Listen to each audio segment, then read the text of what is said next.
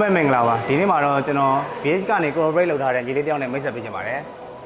ညီမင်္ဂလာပါဟုတ်ကဲ့မင်္ဂလာပါဆရာမိတ်ဆက်ပေးလိုက်ပါအောင်ကြည့်ရလို့ကျွန်တော်တို့ဒီ KK Anwas Team မြန်မာရဲ့ founder ကောင်းလင်းခန့်ဖြစ်ပါတယ်ဟုတ်ကဲ့ပါကျွန်တော် VH supplement ဆိုရင်ဒီ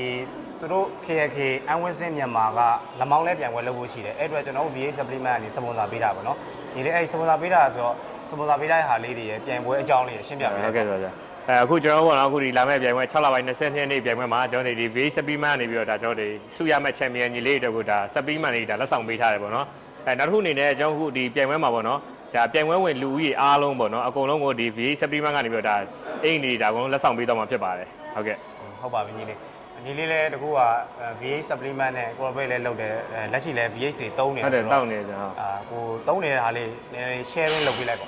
အခုလက်ရှိကတော့ကျွန်တော်ကိုယ်တိုင်ကတော့ Zim တောက်ဖြစ်တယ်ပြီးရင် creatine နဲ့ဒါ pre-workout တောက်ဖြစ်တယ်ပေါ့နော်လက်ရှိကတော့ဒီ3မျိုးလေးပဲ3ဖြစ်နေတယ်ဟုတ်ကဲ့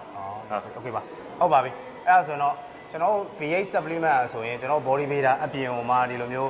any sport ပေါ့နော်ဒီလက်မောင်းလဲလူတွေရောတခြားအားကစားလူတွေရောအကုန်လုံးသုံးလို့ရတယ်အဲ့ဒါတော့ကျွန်တော် VH supplement ကိုဝယ်ယူအားပေးဖို့အတွက်တိုက်တွန်းချင်ပါတယ်ကျေးဇူးတင်ပါတယ်